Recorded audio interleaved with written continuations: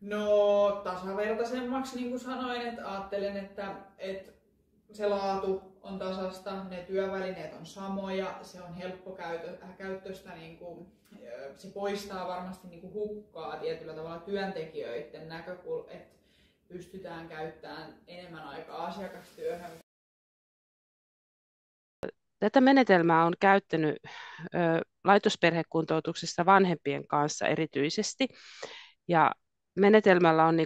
tavallaan semmoinen ajatus, että mitkä ne taitopuutokset niin kuin vanhemmilla on, että niitä kartoitetaan niin aluksi ja sitten lähdetään työskentelemään sen mukaisesti, että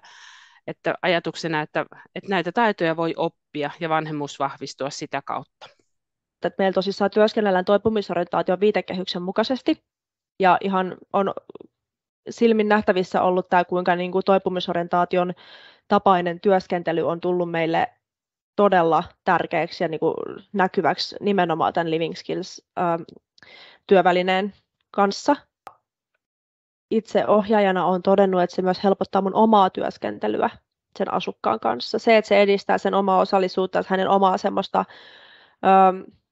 fiilistä siitä, että hänellä on oikeus ja melkein nykyään velvollisuus nyt vaikuttaa siihen omaan elämään, että me ammattilaiset ei puolesta päätetä eikä tehdä. Me ollaan tukena siinä omien toiveiden toteuttamisessa, niin myös ohjaajana mä koen, että se on tuonut tosi paljon selkeyttä ja uudenlaisia ajatuksia myös siihen, niin kuin miten sitä asukasta lähtee sitten kuntouttamaan, mistä näkökulmasta sitä lähdetään kuntouttamaan. Itse näin Lilinkotisäätiön Living Skills -pääkäyttäjänä olen ollut tosi tyytyväinen tähän sovellukseen. Se toimii erinomaisena työkaluna myös työntekijän ja asukkaan välisenä keskustelun luojana. Meillä on nyt tehty eniten siis sitä, että ne ihmiset on niin kuin itse täyttänyt sitä ensin ja sitten ohjaaja tehnyt oman arvionsa ja sitten yhdessä vedetty sitä niin kuin yhteen. No mä just eilen yhden asiakkaan kanssa sain sen ensimmäisen kartoituksen loppuun ja siinä mä niinku mietin just sitä, että kun hän on aika semmoinen, että ei osaa kauheasti ehkä tunnistaa tai sanottaa niitä omia fiiliksiä ja näin, niin siellä oli monta semmoista kohtaa, missä hän oli niinku jotenkin niiden kysymysten avulla, niin mä olin jotenkin tosi yllättynyt siitä, että kuinka hienosti hän oli ehkä niinku nähnyt sen tarpeensa. Tuli semmoisia aha-elämyksiä itsellekin, että vitsi, että sä niinku tosi hienosti pystyit näiden kysymysten avulla arvioimaan omaa niin kuin, tilannetta. No siis mun mielestä se selkiyttää sitä niin kuin kuntoutumissuunnitelman tekemistä ja tavallaan, että se tekee siitä oikeasti niin kuin asiakaslähtöstä. Just jotenkin se, että siinä tulee ihan oikeasti se asiakkaan ääni tosi eri tavalla kuuluviin, kun mä mietin ihan sitä niin kuin kuntoutumissuunnitelman laatimistilaisuutta, niin sehän on usein kuitenkin, vaikka siinä pyritään siihen asiakaslähtöisyyteen ja kuullaan, mitä se asiakas kokee ja mitä se ajattelee, niin silti se niin kuin tilanne on semmoinen, että siinä on ohjaaja ja siinä on asiakas ja sitten se asiakas tulee siihen vähän silleen, että mistä me nyt puhutaan. Niin jotenkin se, että kun asiakkaat tekee sitä arviointi itse, niin ne siinä jo niin kuin valmistautuu siihen. Tavallaan ne tietää, mistä me tullaan keskustelemaan ja sieltä nousee heillekin varmasti semmoisia hyviä oivalluksia niin kuin myös meille ohjaajille, tekijöille, että tavallaan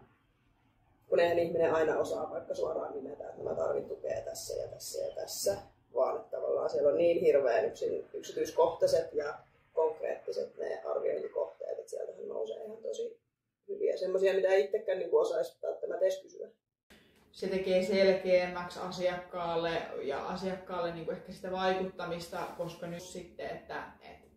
se on hänelle, tämä on ensimmäinen työväline, mikä on asiakkaalle nähtävissä. Hän pääsee sinne käsiksi milloin tahansa, milloin hän haluaa yksin sängyssä maatessansa, niin hän voi palata sen äärelle. Että se on kyllä hieno asia ja varmasti semmoinen, mitä ei itse osaa ymmärtääkään, että kuinka niin kuin merkittävä asia. Joo, ehkä se vanhemmille onkin tärkeää, että he tulee myöskin itse kuulluksi, että heitä autetaan siinä omassa vanhemmuudessa ja sitten, että auttamaan omia lapsiaan. Ja monta kertaa vanhempi kuvaakin sitä, että voi kun tämä olisi tullut jo aiemmin niin kuin heille, että heillä olisi ollut tämmöinen mahdollisuus niin kuin saada näitä oppia jo joissakin muissakin yhteyksissä, kun puhutaan aika suuren huolen asioista, että ehkä niin kuin tämmöinen, että kun niitä ongelmia on alkanut olla sitten, niin siihen ei ole tavallaan niin kuin tullut toimivia keinoja, mutta nyt nämä vanhemmuuden taitojen vahvistuminen, niin useimmiten vanhemmat on aika tyytyväisiä siitä ja ehkä sitten seuraava sukupolvi niin ei tarvitse välttämättä tämmöisiä lastensuojelupalveluita sitten käyttää, että opitaan jo asioita tässä ja nyt. On mun niin kuin huippukokemus sitten, että pitkä lastensuojeluhistoria ja nyt pystytty niin kuin tavallaan palveluista irtaantumaan ja perhe pärjää omillaan. Että mun mielestä se on niin kuin semmoinen myöskin taloudellisesti, kansantaloudellisesti kyllä sitten niin kuin hyvä asia. Että, joo. Justiinsa ajattelen, että tekee kuntoutussuunnitelmat ja väliarviot tosi helpoksi ja asiakkaalle niin kuin asiakaslähtöisiksi, koska se on visuaalisesti niin selkeästi näkyvillä ja siinä on niin hyvin pilkottu se, mitä on itse niin kuin kaivannutkin, että se on niin kuin selkeästi ja niin kuin pilkottuna esillä, että helpottaa varmasti ja yhtenäistää myös työryhmässä niin kuin sitä työskentelyä kuntoutusprosessien edistämiseksi, koska se on kyllä isosti